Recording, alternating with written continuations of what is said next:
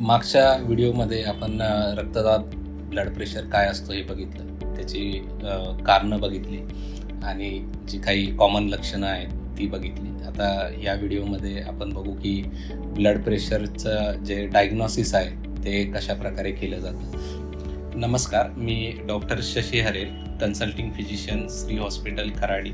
तर शक्यतो कसं राहतं, ब्लड प्रेशरच्या मध्ये कॅटेगरीज आहेत. म्हणजे नॉर्मल BP 120पेक्षा कमी राहतो.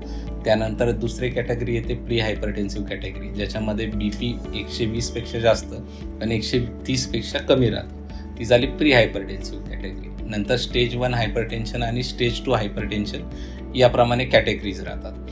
तर ब्लड प्रेशर, जर पेशंट कुठला आपल्याकडे ब्लड प्रेशरचा आला जो न्यूली डायग्नोस आहे आणि ज्याचा BP समजा 140-90च्या आसपास असेल, तर आपण त्याला लगेच ट्रीटमेंट सुरू करत नाही.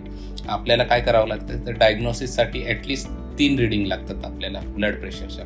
तर ते आपण डे 1, डे 2, डे 3ला 3 रिडिंग घेतो, इव्हिनिंगला किंवा मॉर्निंगला. आणि जर तिन्ही रिडिंग जर हाय असतील तर आपण त्याला ब्लड प्रेशर म्हणून डायग्नोस करू शकतो. दुसरी पद्धत आहे की तुम्ही ECG करा. ECGमध्ये जर तुमचा ब्लड प्रेशर खूप दिवसापासून जास्त आहे तर ECGमध्ये काही ठराविक चेंजेस येतात, तर त्या चेंजेसच्या आधारावर आपण ब्लड प्रेशर लगेच डायग्नोस करू शकतो. युजली जेव्हा 3पेक्षा जास्त रिडिंग हाय येतात त्याच्यानंतर आपण ट्रीटमेंट सुरू केली जाते ब्लड प्रेशरसाठीची.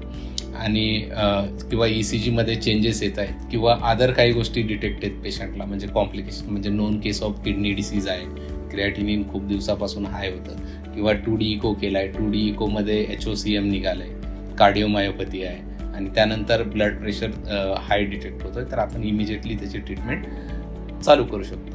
पण जर पेशंटचा BP बॉर्डर लाईन आहे आणि पेशंटला दुसरे कुठले आजार नाही आहेत, तर 3 रिडिंग नंतरच ब्लड प्रेशर कन्फर्म करून ECG आणि 2D इको करून आपण पुढची ट्रीटमेंट चालू करू शकतो.